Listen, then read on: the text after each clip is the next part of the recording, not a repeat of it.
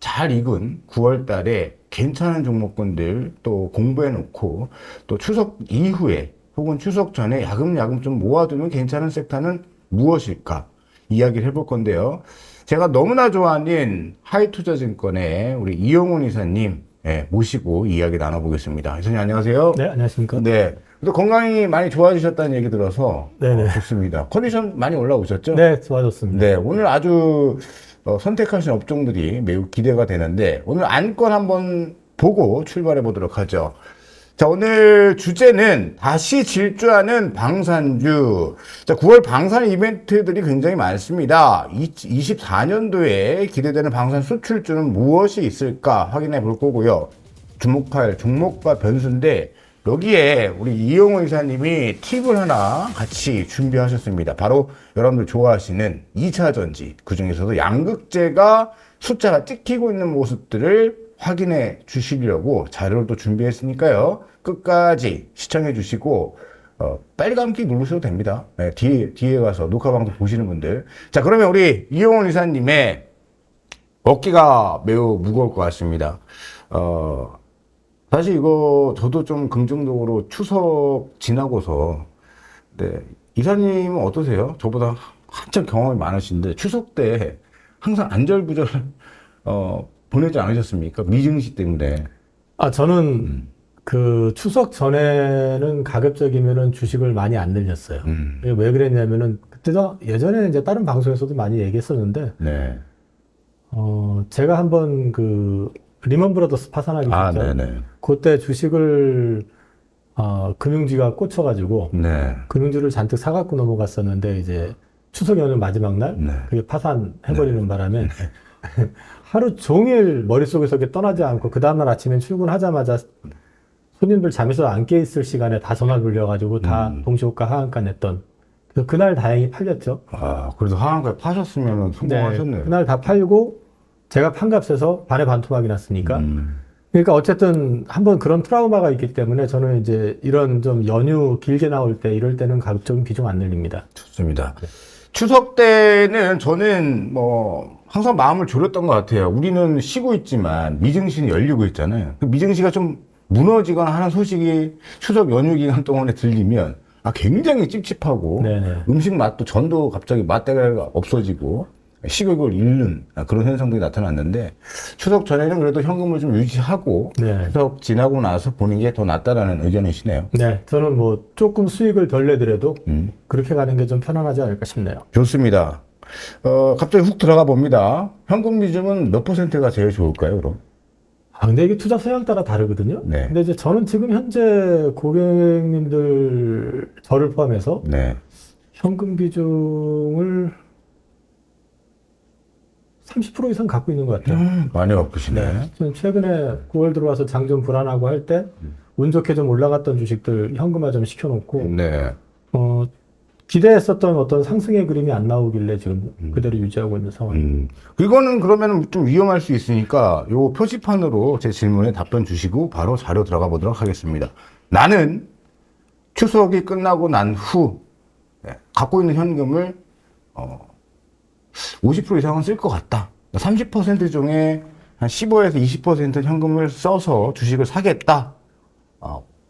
그러면 맞다 그러면 O 눌러주시고 아니다 그러면 X 하고 이유는 묻지 않고 바로 넘어가도록 하겠습니다. 하나, 둘, 셋. X. 네, 15까지는 아니고 한 5 정도 사시겠다. 일단은 9월달 불안한 건 맞다. 보고 확인하고 가자라는 의견이신 것 같습니다. 첫 번째 자료 봅니다. 제목이 재밌습니다. 방붐온. 방붐온이 무슨 뜻입니까? 방산의 붐은 오나. 방산의 붐. 네. 방산의 붐이 한번 왔잖아요. 왔었죠. 그리고 지금 이제 쉬고 있는 건데 또 다른 레벨업을 말씀하시는 거죠. 네네. 그런 어떤 가능성이 있을까에 대해서 한번 점검해보자. 네. 그리고 이제 이게 주가가 많이 올라 있을 때 이걸 점검해가지고 더 갑니다 하는 것보다는 이렇게 빠져 있을 때 한번 점검해보시는 게 낫지 않을까 싶어가지고. 또 우리 이사님 기술적 분석도 잘 하시지만은 그 숫자, 재무제표상의 이 실적 뒷받침이 되는가를 항상 분석을 하신단 말이죠. 그게 통과된 거네요, 그럼 방산주가. 저는 가능성이 있다고 보여가지고요. 좋습니다. 네. 그럼 바로 한번 출발해 보도록 하겠습니다. 방부문, 네, 어떤 부문을 기대하고 계십니까? 우선 지금 방산 관련해 가지고 상반기에 주가가 한번 하이라이트를 한번 확인해 주고 난 다음에 네. 주가가 속절없이 좀 내려왔죠. 네네. 내려가 가지고 지금 옆으로 기고 있는 상황이다 보니까 뭐 우크라이나 전쟁이 휴전하는 거 아니냐, 종전하는 거 아니냐부터 시작해서 네. 별 얘기가 다 나왔지만은 지금 종전의 어떤 징후는 거의 보이지 않는 상태에서 뭐 유가가 또 올라가 버리니까 러시아는 오히려 재정적으로 압박을 덜 받고 있다는 얘기도 나오고 있고 또 우크라이나 역시도 지금 자기네들이 크림반도까지 회복하기 전에는 절대로 합의 안 한다. 이렇게까지 나오고 있는 상황이기 때문에 결국에는 종전의 이제 가능성보다는 앞으로 종전이 된다 하더라도 더 이상 러시아를 믿지 않는 상황이라고 그러면 이 무기에 대한 지금 이번에 무기를 너무 많이 썼잖아요. 네네네. 당장에 그래서 폴란드도 자기네들 구형 그 러시아제 무기는 다 넘겨줘 버리고 지금 우리나라 걸로 채우는 것처럼 그 유럽이라든지 전 세계가 지금 무기에 대해서는 구매를 할 수밖에 없는 그런 상황이기 때문에 좀 지켜볼 필요가 있다. 그 가운데서 그동안에 어떤 일이 있었는지를 좀 살펴보고, 네. 그 다음에 이제 앞으로 있을 예정인 것들이 어떤 것들이 있는지, 네. 그 다음에 이제 기대해야 될 포인트, 그 다음에 이제 마지막으로 종목별로 봤을 때 어떤 게 있는지를 좀 순서대로 좀 말씀을 드리겠습니다. 좋습니다. 우선 지금 그 주가는 계속 흘러내리고 약세를 보였었지만은요. 네. 우리나라가 이 방산 수출과 관련해 가지고는 지속적으로 지금 컨택을 해오고 있고 또 여러 가지 비즈니스를 좀 해오고 있습니다. 당장에 지금 폴란드 쪽으로 했을 때 함정과 관련돼 있는 미사일과 잠수함과 관련돼 있는 비즈니스와 관련된 이슈들을 지금 현재 진행을 하고 있고 이번에 그 폴란드에서 잠시만요. 폴란드 거를 먼저 잠깐 볼까요? 폴란드에서 전시회를 했었거든요. 9월 5일에서 8일 날, 그리고 10일에서 이제 15일 날에는 폴란드 그 그리니차 포럼 경제사들장도 참석을 했었고, 17일 날 어텐파이어 군사훈련에서 한국 군사장비가 동원이 돼가지고 전시를 보여준 것들이 있고, 네. 이런 것들을 통해 가지고 요때 두다 대통령이 이제 한국관을 특별히 참여를 해가지고 귀빈이라고 소개를 하면서 이렇게 설명하는 와중에 한화 에어로스페이스관을 들렸을 때 네. 잠수함과 관련된 부분에 대해서 굉장히 디테일한 설명을 했었습니다. 잠수함 하면은 또 하나 오션이잖아요. 우리나라에서 이제 하나오션, 그 다음에 이제 현대중공업이 있는데, 네. 현재 어찌됐든 간에 이제 과거 대우조선이 네. 잠수함 관련된 비즈니스를 한번 수주했던 경험이 있기 때문에 이쪽에 대한 얘기들이 좀 있습니다. 네. 여기 지금 보면은 재무부 장관, 국방부 장관, 또 개발은행장까지 싹 다 모여가지고, 이야기가 진행이 된 건데, 이게 지금 그냥 사진 찍기 위해서 모인 게 아니라 진행되고 있다라는 말씀이시죠? 이건 이제 그거는 이제 회의할 때였었고 네. 전시회에도 직접 두다 대통령이 참가를 했고요. 직접 각 이제 전시관을 오셔가지고 네. 각각에 대해서 무기에 대해서 설명을 좀 듣고 했는데 하나 쪽에서는 이번에 잠수함에 대한 비중을 상당히 키워가지고 설명을 했습니다. 그렇습니다. 요거는 일단 제가 지금도 여전히 폴란드를 중심으로 해가지고 우리나라 제품들이 제품에 대한 IR을 좀 진행을 하고 있다는 걸 말씀을 드리는 거고. 네. 특히 이 잠수함 관련해 가지고 우리나라 제품이 지금 어필이 되고 있는 거는 역시 이제 시의성, 그다음에 양산에 대한 부분, 그리고 이제 가격 이런 것들을 가지고 지금 폴란드하고 협의가 되고 있는 거고 폴란드의 욕심은 우리나라 제품을 갖다가 무조건 수입해서 자기가 쓰겠다는 게 아니고 합작을 해가지고 자기네들이 전투기지화해서 자기네들의 산업으로 키울 생각을 지금 하고 있는 거거든요. 그리고 이제 저번에도 한번 말씀을 드렸지만 우리는 그 기술 자체가 나토의 어떤 기술, 그 레인지 안에서 지금 들어가가지고 운영이 되고 있기 때문에 호환이 다 가능해요. 그렇기 때문에 우리 제품들이 그 유럽 연합 쪽에 들어가는 거는 문제가 없다. 다만 이제 독일이나 프랑스나 이런 애들이 자기네 제품을 팔기 위해서 이제 뭐 경제적인 어떤 차관이나 무역이나 이런 걸로 이제 좀 견제를 하고 있는 부분이 있긴 하지만 폴란드 입장에서는 걔들보다는 우리나라 쪽에 관심을 더 갖는 이유는 우리는 합작으로 니네들한테 기술 제공하고 니네들이랑 같이 5대5로 해서 시장을 개척하자 이렇게 나가는 구조이기 때문에 네. 자기들 입장에서는 고용 늘어나죠. 산업 성장하지. 그럼 당장에 경제적으로 좋아질 수밖에 없잖아요. 그러니까 미국처럼 기술은 절대 이전 안 해주는 게 아니라 우리는 기술까지 같이 이전해 준다. 기술을 넘겨주는 거죠. 그래서 이제 같이 개발을 하는 거고 우리한테 좋은 점은 이게 넘어가게 되면은 판매만 끝나는 게 아니라 이게 상정이라고 그래야지 이제 애프터 서비스 유지 보수하는 쪽이잖아요. 네.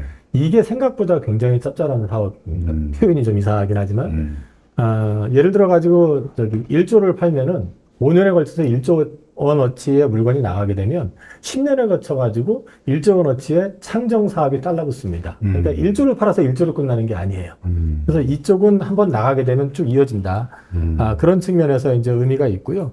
그 다음에 이제 도산 안창호급 그 잠수함의 최대 강점은 수직 발사관이라고 그래가지고 네. 이게 왜 이제 중요하냐면은 그 발탐대 신장부 그 칼리닝그라드에 인접해 있는데 이게 이제 밑에서 숨어 있다가 갑자기 수직으로 쏴가지고 발사를 해버리게 되는 네네. 얘들도 네. 대응하는 게 쉽지가 않잖아요. 네. 이제 그런 기술까지 갖고 있기 때문에 이런 부분들이 좀 어필을 좀 하고 있는 것 같고요. 이번에 북한에서 핵잠수함을 이렇게 공개를 했지 않습니까? 근데 얘네들 부족한 게 SLBM은 만들었는데 이거를 탑재시켜서 실질적으로 물속에서 쏘아 올리는 기술은 없다. 야. 네네네. 그래서 이것 때문에 지금 잠수함 이슈가 계속 좀 불거질 것 같은데 어떻게 보십니까? 근데 뭐 우리나라 사실은 이제 옛날부터 우리나라는 이 동해하고 서해가 네. 뭐라 그러죠? 그 깊이가 네. 그렇게 깊지가 않아가지고 사실 잠수함이 의미가 있느냐 이런 얘기들이 좀 있었거든요. 네. 다 걸린다.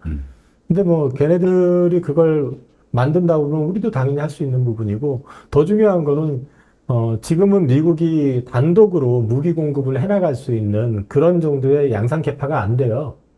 그래서 지금 우방 쇼어링이라 해서 뒤에 설명드리겠지만 각 우방들이 갖고 있는 무기 체계, 생산 체계를 최대한 활용하려고 하고 있는 거고요. 맞습니다. 단적인 얘기가 얘가 이제 155mm 포, 이게 우크라이나에서 한 달에 20만 발이 사용이 되는데 미국에서 한 달에 만들 수 있는 게 10,000발밖에 안 돼요. 그러니까 우리나라 제품을 지금 미국을 통해서 이렇게 가는 거죠. 우리는 미국에 파는 거고 미국은 자기네들 거 가지고 이렇게 저쪽으로 넘기는 거고. 어찌됐든 간에 그런 구조이기 때문에 우리나라가 가지고 있는 기술, 물론 이제 수주 경쟁은 분명히 있겠지만은 그 준전시 상황 내지는 대탕스가 깨진 상황에서는 우리가 가진 강점은 얼마든지 활용할 수 있는 여건은 좀 만들어져 있다. 이렇게 보셔도 될 것 같습니다. 좋습니다. 폴란드 수주와 관련해 가지고 이제 지난번에 폴란드에서도 직접 내한을 하고 해서 여러 가지 미팅이 있었지만 결정적으로 걸림돌이 됐던 거는 지금 현재 지급 보증입니다. 수출입은행에서 이거는 그 차관 형식이 됐든 뭐가 됐든 지급 보증을 해주고 그 범위 한도 내에서 수출이 되면은 방산업체들이 결제 대금을 거기서 받는 거거든요. 근데 지금 일단 그 수출입은행의 자본금이 부족해요. 그래서 지금 이번에 국회에 지금 현재 그 자본금을 30조로 확대하는 법안이 지금 상정이 돼 있습니다. 네. 그 증거가 바로 이겁니다. 여기 보시면은 이제 관련해가지고 법률안이 지금, 올라와 있는 거, 12명, 그 윤영석 의원 등 12명이 지금 일단 발의한 게 지금 올라와 있고요. 이게 뭐, 여야의 어떤 갈등 대립적인 요소는 아닌 것 같거든요. 그래서 요번에는 이게 되지 않을까. 이게 되면은, 그 다음 이제 폴란드양 관련된 거, 뭐, 그 다음에 어디 딴 데 나가는 것들이 대부분 이제 차관이 들어가가지고 가는 거기 때문에, 이제 그 다음에 이제 오픈이 되면서 이제 수출이 좀 터지지 않겠느냐, 계약이. 이렇게 보고 있고요. 폴란드 2차 계약이 지금 블럭이 걸린 건 앞서 말씀드린 그 자본 관련된 부분인데, 또 한 가지는 뭐냐면은, 예를 들어가지고 K2 전차가 총 1000대를 팔기로 했는데, 네. 1차 계약분이 한 182대 정도 되는데, 그거는 됐는데 문제는 나머지를 계약해야 되는데, 그냥 상식적으로 봐도 물량이 너무 많잖아요. 네. 근데 또 그 중에서 한 500대는 폴란드 현지 생산이거든요. 그래서 폴란드 쪽에서는 아마도 그것까지 요구하는 모양인데 우리는 그 부분에 대해서는 조금 퀘스천 이런 상황인데 그래서 아마 2차 계약이 조금 적게 그러니까 이제 총 뭐 818대 뭐 이게 아니라 한 그 국내 생산 위주로만 그러니까 500대를 제외한 그 나머지로 일단 되지 않겠냐 이렇게 보고 있고요. 그 다음에 이제 마찬가지로 K9 자주포 역시도 그때 이제 추가적으로 이어질 것 같습니다. 이게 이사님 미국에서 허락을 안 해주면 또 힘들어지는 거 아닌가요? 아니, 요거는 상관없습니다. 상관없습니다. 네. 예. 이제 미국의 기술, 무기가 장착이 된 거는 수출하는데 허락을 받아야 되는 부분이 분명히 있는데, 지금 현재 폴란드하고 1차 계약했던 거는 상관없습니다. 알겠습니다. 그리고 이거는 제가 이제 폴란드에 이제 나와 있는, 폴란드 그 언론사에 나와 있는 걸 갖다 한글로 번역을 한 거거든요. 근데 이제 이게 밑에 보시면 조금 번역이 어색하긴 한데 우리는 이제 폴란드죠. 폴란드에서 군사 장비 생산으로 구성된 폴란드 한국 협력의 두 번째 단계를 준비 중이다라고 이제 기사가 났었고요. 네. 이제 관련해서 이제 그때 미팅했던 내용들이 아까 그 그림입니다. 그래서 지금 폴란드향으로 진행이 되는 게 있고요. 그 다음에 이제 9월 1일에서 15일까지 영국 런던에서 글로벌 방산 전시회가 있었는데 이때 K9, A2라고 해서 신형 자주포 관련해가지고 영국 자주포 교체 사업 관련해가지고 전시회를 해서 지금 참여를 하는 게 있고, 뭐 그 외에도 뭐 호주 관련된 거라든지 이런 것들은 레드백 관련된 거라든지 이런 것들은 다 알려진 내용들이니까. 그럼 영국도 지금 우리 수출할 수 있는 네. 좀 여력이 있습니까? 그럼요. 거기도 영국도 좀 우리의 교체 고객이네요. 하려고 하고요. 우리 자주포하고 전차가 이제 뒤에 보시면은 이제 설명이 좀 나와 있는데 생각보다 우수합니다. 그래서 이제 그거 관련된 건 뒤에 조금 봐서 설명드리겠습니다. 네. 그리고 이제 최근에 지난주에 나왔던 기사인데요. 이게 이제 K2 전차하고 국사포와 관련해가지고 컨소시엄으로 집행 계약에 참여할 것입니다. 이거 역시 마찬가지로 위에 주소를 제가 붙인 거는 폴란드 언론에 나온 얘기예요. 예. 이것도 이제 번역을 해놓은 건데 컨소시엄의 예비 조건은 이미 합의가 됐다. 그러니까 컨소시엄으로 해가지고 한다는 얘기는 결국은 현지 생산과 관련된 부분들, 그 다음에 이제 2차 계약과 관련된 부분들에 대한 얘기들이고요. 그래서 이런 부분들이 결국에는 무엇 때문에 이제 그 국회에서 아까 말씀드렸던 수출입은행 그 자본증자 통과가 되면, 그래서 자본증자가 되고 나면 아마도 구체적으로 좀 진행이 되지 않겠나. 네. 그렇게 보고 있습니다. 그리고 주요 방산업체 뭐 설비 투자 계획 해가지고 이제 언급이 한화, 뭐 그다음에 한국항공우주, LIG 넥스원, 그다음에 로템 뭐 이런 식으로 지금 돼 있는데, 네. 요거는 뭐 이런 이제 앞으로 계속해가지고 투자를 통해 가지고 덩치를 키운다. 근데 이게 유리한 게 뭐냐면요. 같은 캐파에서도 생산에 있어서 우리가 양산성이 워낙에 뛰어나기 때문에 지금 사실 독일이 노르웨이랑 이런 쪽을 사실 차관 뭐 수입해주겠다 이런 이제 조건으로 해가지고 원래 우리나라 K2 전차가 더 유리했는데 그걸 뺏어갔단 말이에요. 근데 2차 계약이 다 보류가 됐어요. 1차 계약은 다 했는데 왜 보류가 됐냐면 계약을 했는데 문제는 안 들어와요.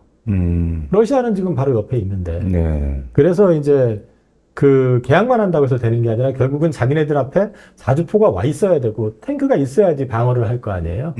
그래서 아마 2차 계약들이 그 노르웨이도 일단 그 원래 자동으로 하게 돼 있었던 게 스톱이 된 걸로 알고 있고, 그다음 루마니아 역시 마찬가지로 오히려 루마니아 같은 경우는 요즘 다시 체코도 마찬가지고 다시 한국 쪽에 체코 장관은 또 한국을 또 다시 방문을 한다고 하더라고요. 그래서 요것들이 또 하나의 어떤 포텐셜이 될 수 있다. 그렇게 보시면 될 것 같습니다. 네. 24년에 기대되는 그 방산 수출 관련된 건 해가지고 이제 말씀을 드리고 싶은 거는 중요한 거는 이겁니다. 그 한미 상호 국방 조달 협정이라는 게 지난번에 5월 달에 그 MOU가 체결이 됐습니다. 네. 근데 이게 어떤 의미냐면은 미국 상호 조달 협정 논의를 개시하게 되면서 미국의 그 조달 시장에 진출을 하게 되는 겁니다. 근데 여기에 진출을 하게 되면은 여기 항상 보면은 미국산 제품 우선 구매법이 적용이 돼요. 그래서 미국산 부품이 55% 이상이 돼야지만이 인정을 받게 되는데 이게 만약에 협정이 되게 되면은 한국에서 만들어도 인정을 받습니다. 그렇기 때문에 이게 지금 MOU가 됐다라는 거는 굉장히 의미가 있는 거고요. 이 부분에 대해서는 이제 좀 바라건대 조금 앞당겨서 빨리 체결을 해가지고 우리가 좀 진출을 할 수 있는 그런 계기가 좀 만들어졌으면 좋겠다라는 생각을 좀 하고 있고, 이번에 좀 구체화되지 않을까. 이번에 이제 지난번에 윤석열 대통령하고 조 바이든 대통령이 정상회담 공동성명에서 이 부분에 대한 걸 이제 언급을 해놨기 때문에 네. 이건 좀 앞으로 24년도에 좀 기대해 볼 수 있는 요인이 아니겠느냐라고 보고 있습니다. 좋습니다. 하여튼 뭐 요즘 한미일과의 동맹 관계, 그다음에 북중러의 좀 또 동맹 관계가 사회적 분위기가 지금 만들어지고 있는데, 그런 분위기들이 좀 흘러가면 방산주에는 좀 모멘텀이 유리한 거 아닙니까? 유리할 수 있죠. 아무래도 지금 이번에 북한에서 러시아 북한 정상회담을 했잖아요. 네. 결국에는 지금 러시아가 원하는 거는 탄약 뭐 이런 걸 거고, 북한이 원하는 거는 이제 정찰 위성 관련된 거나 뭐 이런 것들일 거 아니에요. 다 네. 군사용이잖아요. 네. 그렇게 되면은 그 미국의 입장에서는 어찌됐든 자기네들이 지금 방산업체들이 예전에 굉장히 많았는데 사실 데탕트 시대가 돌아가면서 자기네들이 견딜 수가 없으니까 캐파를 합병을 하면서 다 캐파를 줄여버린 상태거든요. 그 재래식 무기는 다 줄여놓고, 근데 북한이 자주포 무기를 계속 늘리다 보니까 우리도 거기에 맞춰서 국방력을 키우다 보니까 맞대응으로 이제 서로 자주포와 탱크가 네. 개발이 됐죠. 근데 시간이 지나서 딱 보니까 전 세계의 거의 70%를 장악하고 있는 시장이 북한과 한국이에요, 네, 자주포를. 맞습니다.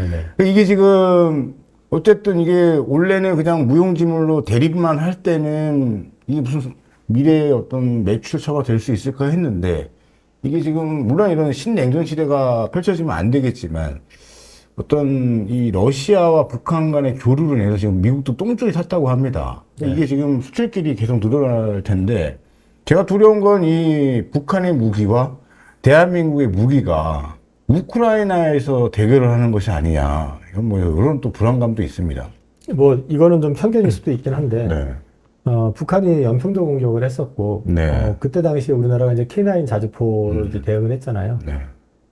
뭐 들렸던 얘기가 이제 그 귀순자들 얘기라든지 네.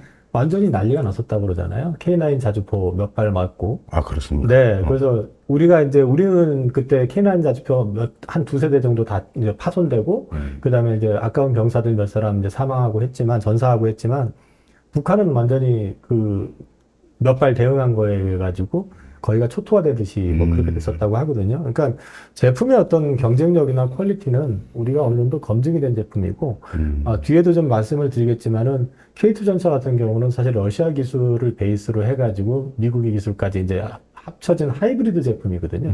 그래서 우리나라 제품이 경쟁력 면에서는 분명히 위에 있을 거다라고 좀 보고 있습니다. 알겠습니다.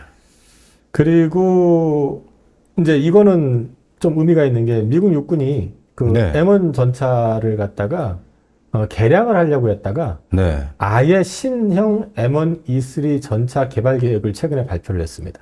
네. 그 왜 이게 이런 상황이 왔냐면은 M1 전차는 그 성능을 업그레이드하면서 무게가 더 무거워져 버렸어요. 그런데 지금 저 동유럽 쪽이라든지 이런 쪽 같은 경우에서는 이게 이제 그 소위 말해서 지반이 약해가지고요. 그 다음에 거기 설치되어 있는 도로라든지 아니면 교량이 약해가지고 이게 문제가 될 수가 있대요.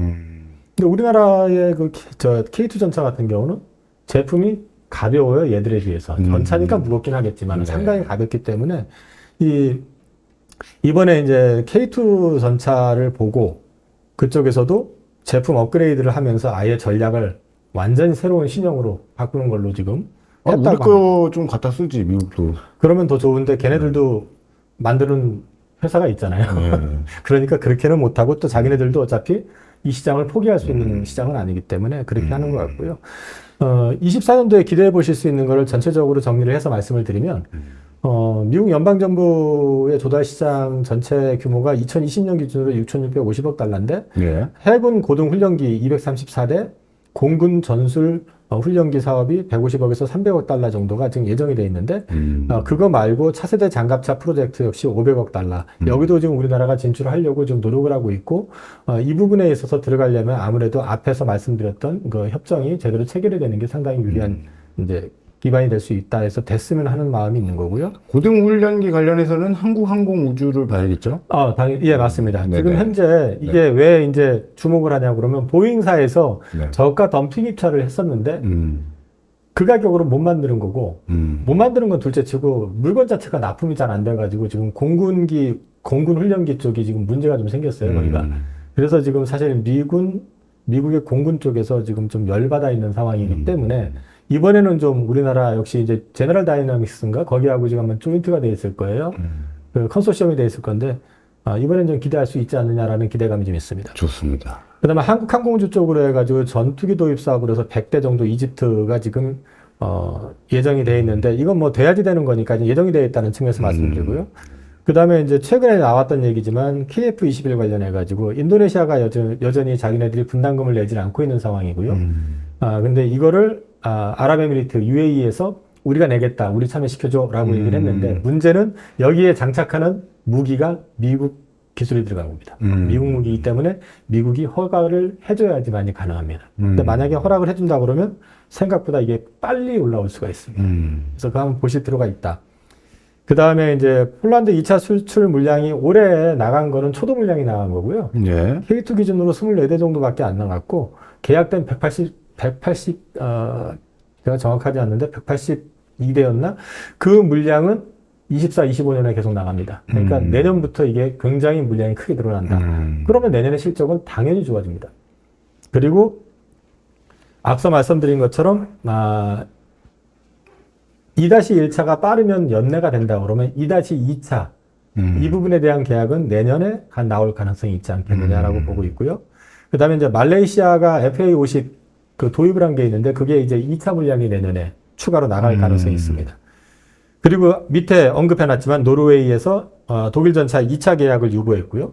체코와 루마니아도 내한을 통해 가지고 다시 한국산 전차를 검토한다고 합니다. 그러니까 노르웨이가 봐도 독일이 뭐 자동차나 잘 만들지 예전에는 뭐 2차 대전 때는 독일 전차 하면 뭐 좋다 했는데 막상 비교해 보니까 우리나라 전차한테 안 된다라고 느꼈나 봐요. 상대가 이런 얘기하면 너무 국뽕에 입각한 아니 이건 뭐 모르겠는데, 영상으로도 많기 때문에 얘기하셔도 사실상 됩니다. 우리나라 제품이 가장 최첨단이라고 보셔도 됩니다. 현 시점에서.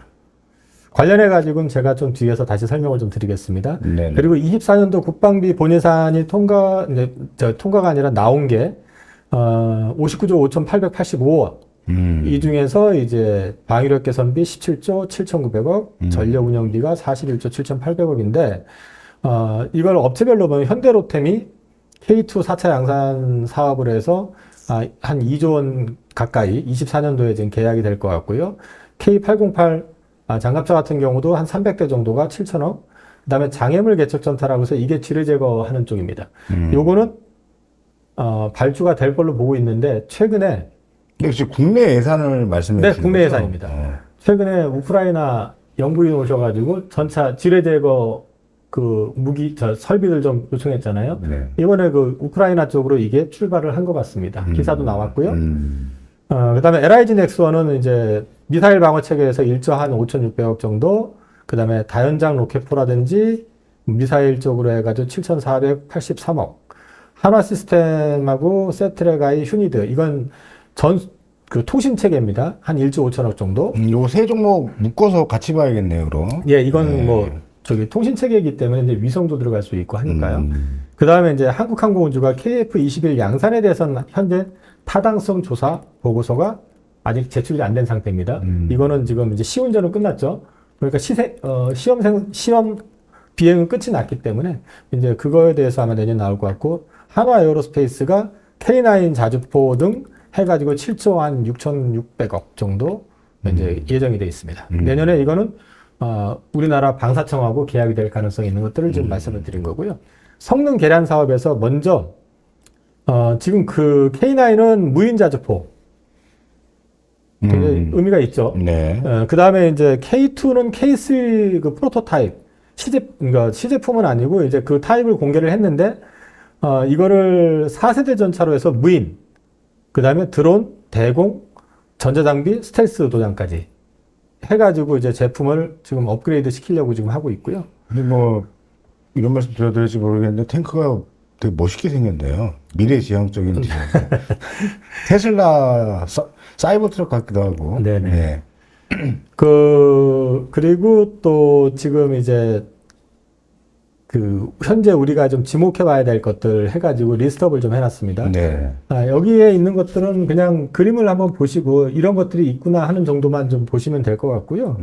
제가 뒤에 내용이 좀 많으니까 조금 스킵하겠습니다. 네. KF-21 같은 경우는 일단 내년 6월 달에 초도 양산 계약이 예정돼 있습니다. 이건 한국항공우주에서 제출한 가이던스에 의한 거기 때문에 이거는 그때 가봐야 되겠지만 현재로 봤을 때는 뭐 이제 시험 비행까지 다 성공적으로 끝이 난 상태이기 때문에 이제는 양산하는 거는 뭐 그렇게 어렵지는 않을 것 같고요. 네. 24년에 일단 양산 계약이 있을 것 같은데 여기 계획상으로 인도네시아가 들어가 있지만 이거는 이제 완납을 하지 않으면 미납금을 어떻게 될지는 좀 봐야 될 것 같고요. 네. 오히려 이제 아랍에미리트 쪽을 좀 지켜볼 필요도 있다. 말씀을 드리는 거고요. 현재 아까 말씀드린 아랍에미리트에서 우리가 내겠다라고 이제 얘기를 했던 기사가 났습니다. 네. 보통 방산 제품들 우리나라 이제 K2라든지 K9이라든지 이런 제품들이 만들어지고 나서요.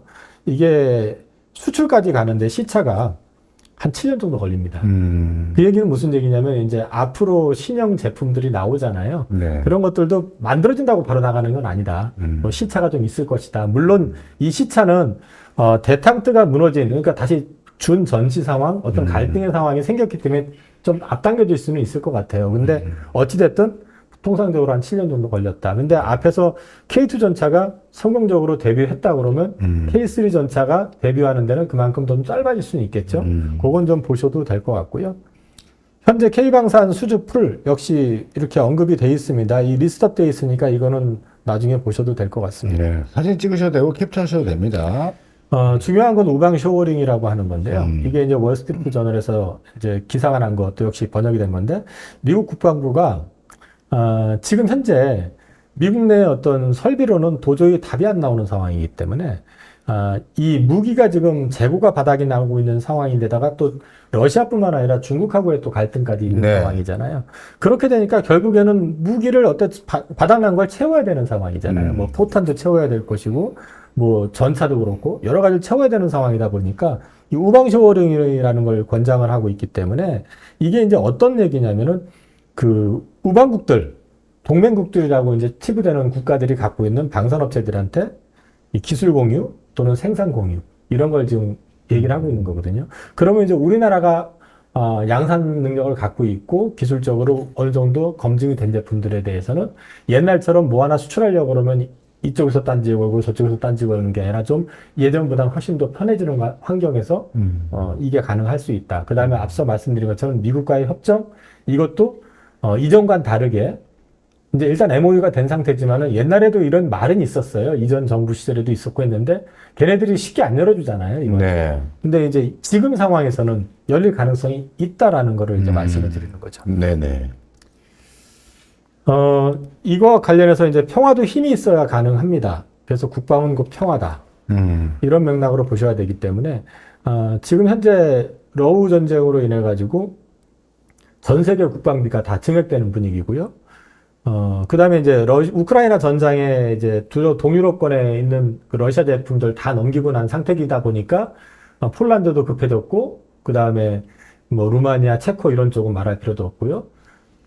지금 독일도 자기네들 전차가 없어요. 다 고장난 것들밖에 없기 때문에. 그러니까 급해진 상황이기 때문에 어쨌든 쇼핑은 지속될 수밖에 없다. 그리고 우리한테는 지금 폴란드 2차 계약, 그 다음에 이제 중동 쪽, 사우디라든지 이집트, 그리고 이제 아까 말씀드린 체코나라든지 루마니아 같은, 그리고 심지어 미국 시장도 이제 해군 훈련기, 공군 훈련기, 그 다음에 아까 말씀드렸던 장갑차였나요? 그 계약, 그 시장까지 현재 우리한테 많이 가시적으로 좀 열려있는 상황이다라는 걸 말씀을 드리고요.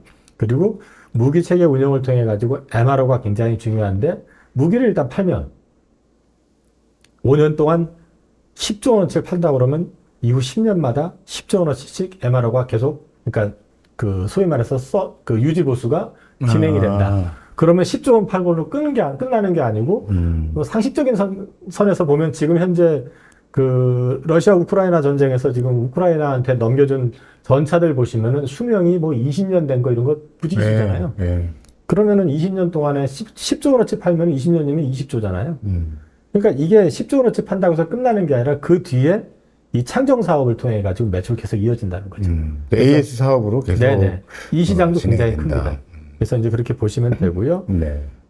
그리고 이제 중요한 거는 역사적으로 이제 페트로달러 기술 패권, 그 다음에 이제 그 공국만 패권 이런 것들은 이 군사력의 우위에 의해 가지고 항상 그 승자의 질서를 따라왔었다라는 거죠. 네. 그런 맥락에서 놓고 보면은 앞으로 이 세계 질서에 대한 도전, 특히 미국에 대한 도전이 강해지면 강해질수록 거기에 따르는 국방비는, 그 다음에 군사비는 늘어날 수밖에 없다. 그래서 우리나라 방산은 생각보다 지금 환경적으로 봤을 때 방산이 커지는 게 과연 우리 인류의 삶에 좋으냐, 이건 좀 다른 얘기긴 한데, 어찌됐든 간에 힘이 없으면 점령당하는 게 현실이기 때문에, 그런 맥락에서는 좀 준비가 가장 잘 되어 있는 나라가 우리나라다라는 측면에서 보시면 될 것 같고요.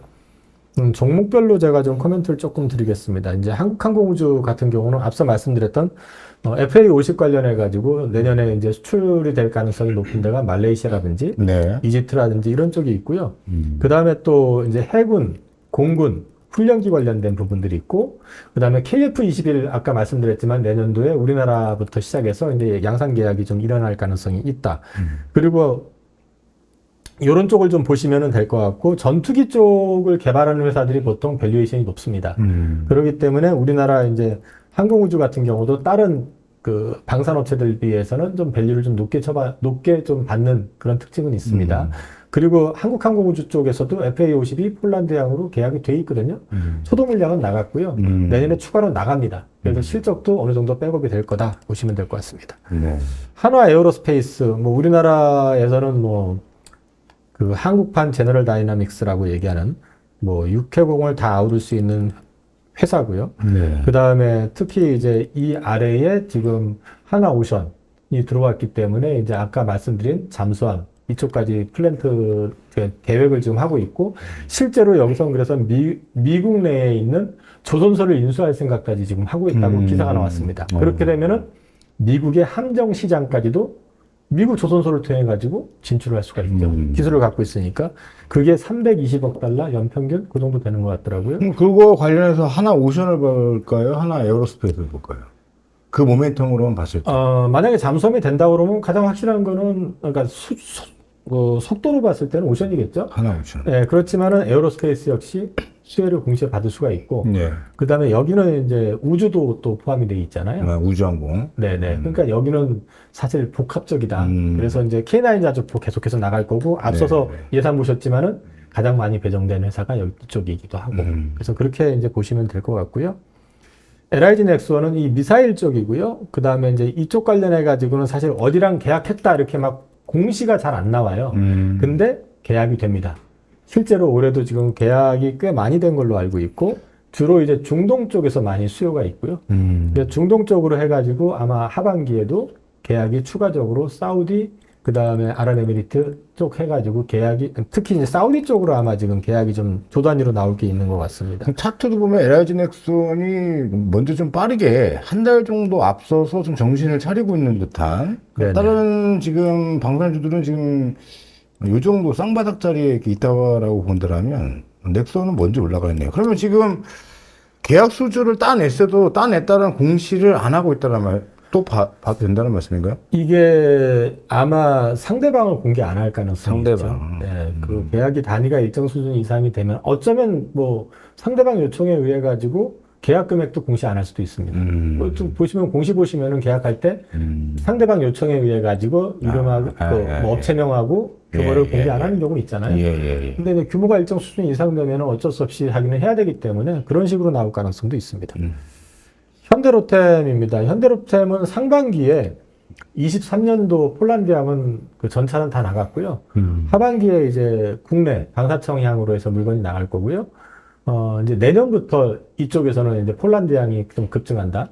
그리고 또 보셔야 되는 게 최근에 상반기에도 우리나라에서 KTX하고 SRT 관련해서 이미 조단이 두 개 합치면 한 2조가 넘을 거예요. 그 계약을 했었고, 그 다음에 호주의 퀸즐랜드 쪽에서 한 1조 6천억짜리 그 역시 고속열차 계약을 했고요.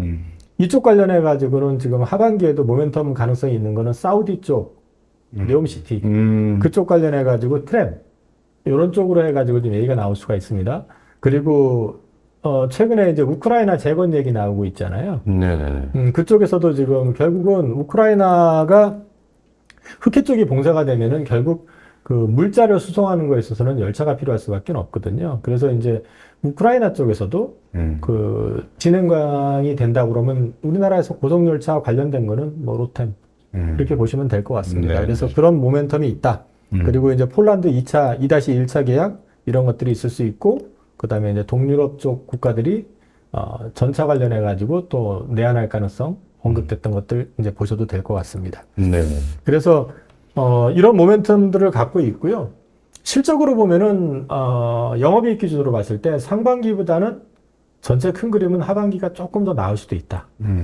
근데 이제 그 이익의 업사이드라고 해야 되나요? 이런 것들이 상반기에는 굉장히 급하게 올라왔었는데 왜 아무래도 폴란드양 그 수출 제품이 단가가 높았게 네. 비쌌거든요. 근데 이제 우리나라 국산 이제 방사청으로 너무 들어가는 거는 이제 마진율이 그거보다 못하니까 좀 슬로우하긴 하지만은 그래서 상반기에 이제 여기 그 수출됐던 것들 로텐 같은 경우는 이제 전동차 쪽에서 좀 역마진 나는 거나 이런 것들이 이제 포함이 됐기 때문에 하반기 가면서 그런 것들이 줄면서 뭐 이익 개선이 좀 나올 수 있다. 그 다음에 그 한화 에어로스페이스라든지 한국항공우주 같은 경우는 이제 폴란드양 매출 나오면서 이익 개선 나올 수 있다. 이렇게 보시면 될 것 같습니다. 그럼 일단은 전체 수주 기대감이 있는 부분들이 전부 다 반영됐다고는 안 보시는군요. 저는 뭐 당장의 내년 실적 자체가 올해보다는 훨씬 좋아지는 그림이 나올 건데 더 좋아질 거기 때문에 거기다가 수주까지 추가된다고 하면은 얘기는 또 달라질 수 있죠. 예를 들어서 그 폴란드 쪽으로 2-1차 계약이 된다 그러면 K9 자주포 쪽도 그렇고 그다음에 K2 전차 쪽도 그렇고 1차 계약보다는 더 많이 나올 가능성이 높거든요. 좋습니다. 방산주에 대한 기대감을 가져가 보자고 10월 달에는 방산주에 대한 기대감을 같이 보시면 좋을 것 같고 거래량이 터지는 날 그때부터 예의주시하시면서 타이밍을 잡아보시는 것도 좋을 듯 합니다.